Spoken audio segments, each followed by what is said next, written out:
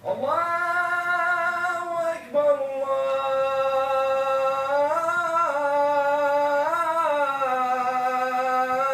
الله أكبر.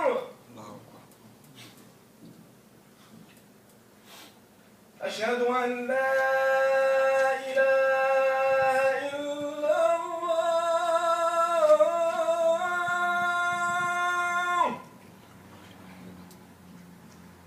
أشهد أن لا إله إلا الله.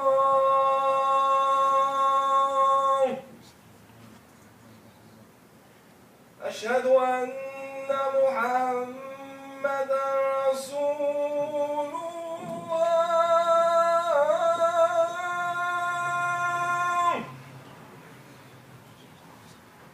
أشهد أن محمد رسول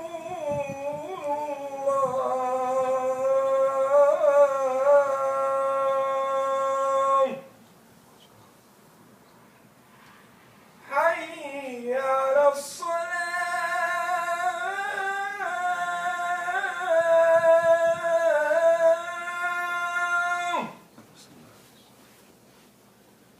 حي على الصلاة.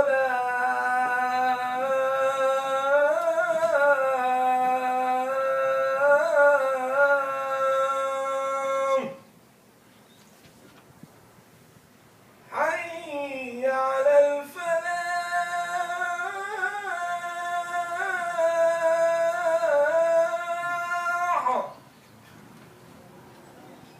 حي على الفلاح.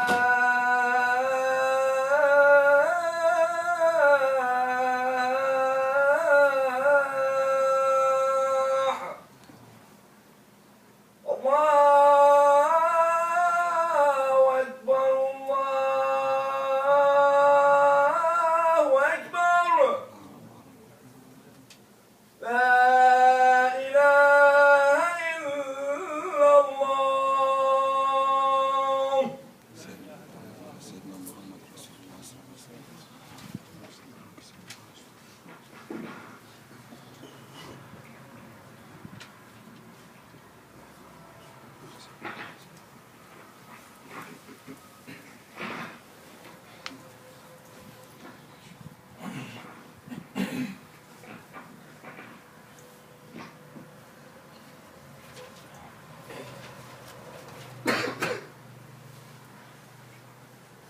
إن الحمد لله نحمده ونستعينه ونستغفره ونعوذ بالله تعالى من شرور أنفسنا ومن سيئات أعمالنا.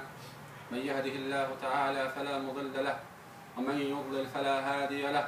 وأشهد أن لا إله إلا الله وحده لا شريك له وأشهد أن محمدا عبده ورسوله. يا أيها الذين آمنوا اتقوا الله حق تقاته ولا تموتن إلا وأنتم مسلمون.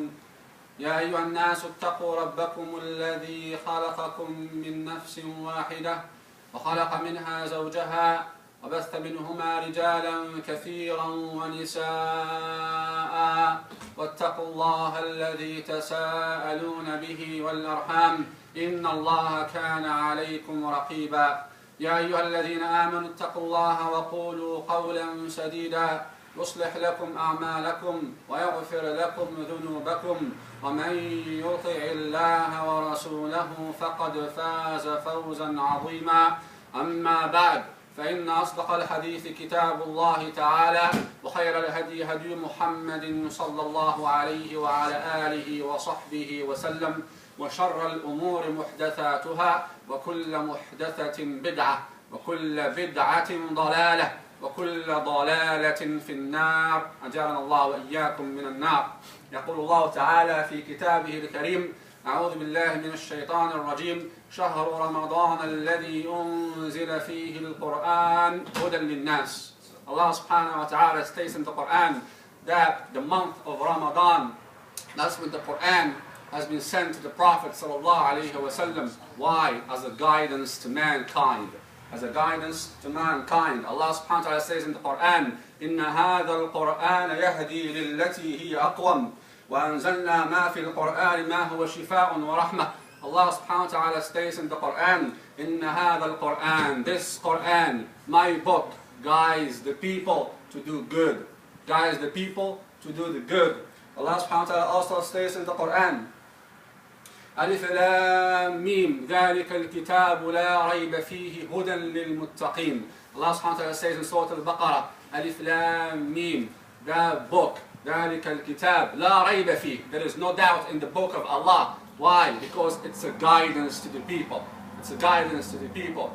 It's been narrated in some of the hadiths, but it's an athar about the Sahaba Ibn Abbas. Ibn Abbas, the cousin of Rasulullah sallallahu alaihi wasallam, and it's mutawatir that has explained how the Quran has been descended to our Messenger sallallahu alaihi wasallam. First of all, we know that Allah subhanahu wa ta'ala, that the Quran is Allah's speech. It's Allah's speech. And it's in al-Lawh al-Mahfuz. It's in al-Lawh al-Mahfuz, where Allah subhanahu wa ta'ala has written everything that's going to happen 50,000 years before He created everything. Allah subhanahu wa ta'ala, He ordered the pen. He ordered the pen. He said, oh pen, writes everything. So the pen spoke back to Allah and said, well, Allah, what do I have to write? He said, write everything that's going to happen until the day of the judgment. Everything that is going to happen until the day of the judgment. But he didn't write the Quran because the Quran is Allah's speech. Then Ibn Abbas explained that the Quran, when Allah subhanahu wa ta'ala revealed the Quran to the Prophet ﷺ through Jibreel, as we know, that the Quran has been descended to the first heaven in a place called Al-Bayt Al-Muqaddas, or Bayt Al-Izzah. Bayt Al-Izzah, as Ibn Abbas states. Then in Bayt Al-Izzah, in the first heaven, the Quran has been descended to the Prophet ﷺ step by step, or event by event, as the scholars of Quran explain and say, Asbab al-Nuzul, the reason why this ayah has been revealed. The reason why this ayah has been revealed. Such as the example of the uncle of the Prophet ﷺ when he passed away and Rasulullah ﷺ was trying to give him the shahada, and then the Prophet ﷺ was very upset and he was trying to make dua, and then Allah subhanahu wa ta'ala revealed to him, إِنَّكَ لَا تَهْدِي مَنْ أَحْبَبْتَ وَلَكِنَّ اللَّهَ يَهْدِي مَنْ يَشَاءُ. In another ayah, وَلَا تَحْزَنْ عَلَيْهِمْ وَلَا تَحْزَنْ عَلَيْهِمْ, that the Prophet ﷺ was very upset because the uncle couldn't take shahada. Allah subhanahu wa ta'ala revealed to him, do not be upset. Do not be upset. And then Allah subhanahu wa ta'ala states in the Quran also that O Muhammad, do not guide whomever you want, but Allah guides whomever He wants. But Allah guides whomever He wants. But brothers and sisters, the reason of this is that how do we take the Quran in our daily life? The Quran has everything we need. Everything that we need is in the book of Allah subhanahu wa ta'ala. Allah subhanahu wa ta'ala states in the Quran to see how powerful this book of Allah is. أعوذ بالله من الشيطان الرجيم لو أنزلنا هذا القرآن على جبل رأيته خاشعا لرأيته خاشعا متصدعا من خشية الله تلك الأمثال نضربها للناس لعلهم يتفكرون. Allah subhanahu wa ta'ala states in the Quran as we send down this Quran on a mountain. Think about it. As we send this Quran on a mountain, you would surely have seen it humbling itself and surrounded by the fear of Allah. SubhanAllah. This Quran has been revealed to the Prophet Muhammad sallallahu alaihi wasallam, a human being. It's a human being sallallahu alaihi wasallam. But this Quran, if it has been descended on a mountain, SubhanAllah, it will be humbling because of the fear of Allah subhanahu wa ta'ala. Another ayah that Allah subhanahu wa ta'ala states that SubhanAllah, that Allah subhanahu wa ta'ala gave the trust worthy of the mankind and everything to the jibal, to the mountains, to the earth, to the heavens. But who took it? We're the human beings who took it.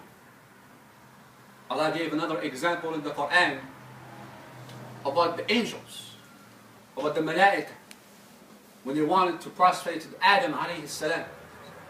وإذ قال ربك للملائكة اسجدوا لآدم فسجدوا إلا إبليس أبى واستكبر وكان من الكافرين. That Allah subhanahu wa ta'ala gave an example again with His angels. All my angels prostrate to Adam alayhi salam. But there was one person who did not. Who was he? Iblis la'anahu Allah. Our first enemy. Why? Because another ayah Allah subhanahu wa ta'ala states that he was arrogant. or you created him from dust and mud, but you created me from fire. So if you read the Quran from the first surah Al-Fatiha to the last surah An-Nas, when you read the Quran, the scholars have said, do you understand word by word? Not ayah by ayah. Do you understand the Quran, the book of Allah? Because when you are holding the Quran, you are not holding any kind of book. We are holding our book that Allah subhanahu wa ta'ala has revealed to the Prophet, to our Messenger sallallahu alayhi wa sallam. It's the speech of Allah between your hands. It's not Dr. Who and who. It's not the Professor who and who. It's the book of Allah.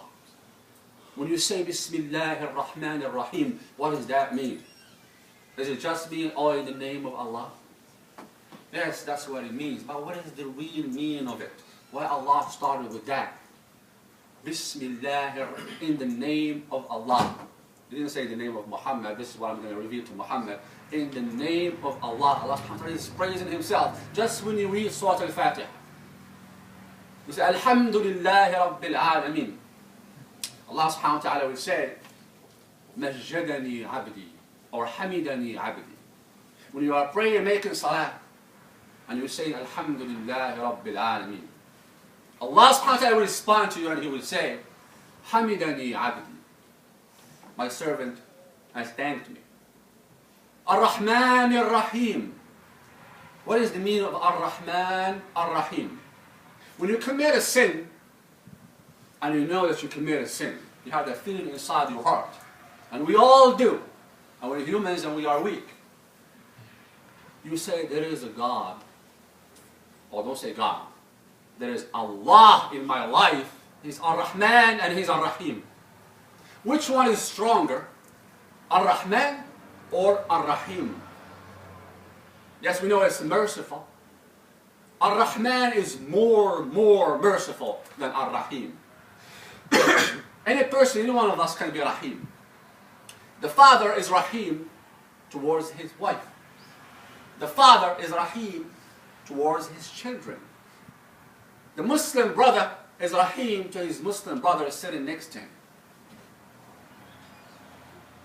If he hurts him in any other way one day, and there is something called forgiveness in our deen, that we have to forgive our Muslim brothers, so there will be no conflict between you and him in the day of the judgment.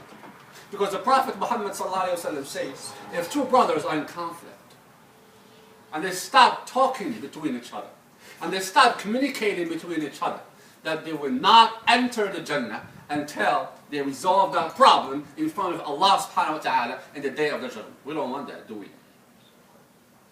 You don't want any conflict between you and your Muslim brother, no matter what. Prophet Muhammad ﷺ said, whomever goes and starts salam with his brother, he's the one who gets the more reward. He's the one who gets the more reward. So be rahim and merciful toward your Muslim brother. And that is what subhanAllah, another hadith Prophet Muhammad ﷺ said, that the most beloved names to Allah is Abdullah, and it is Abdul Rahim. To the Abdul Rahman. Abdul Rahman. SubhanAllah. Ar-Rahman is the one who is more extra, a lot merciful, compassionate. The other one, Ar-Rahim. Allah subhanahu wa ta'ala will say, Majjadani Abdi. It's a higher status than just thank me, or it's more than praising me. Athna alayya abdi. My servant has put me in higher status. Maliki yawmiddin. Athna alayya abdi. You are calling the name of Allah, Maliki yawmiddin, the ruler of the day of the judgment. Some of us just read Surah Al-Fatiha and they go through it. Yes, we know, we read it 17 times in our salah. Plus the nafilah or the sunnah that we should do at least once in our day, or once in our life. Whoever prays 12 rak'ah in the sake of Allah in one day, Allah will build him a castle in the Jannah. 2 rak'ah of the Fajr prayer, when the adhan, after the adhan.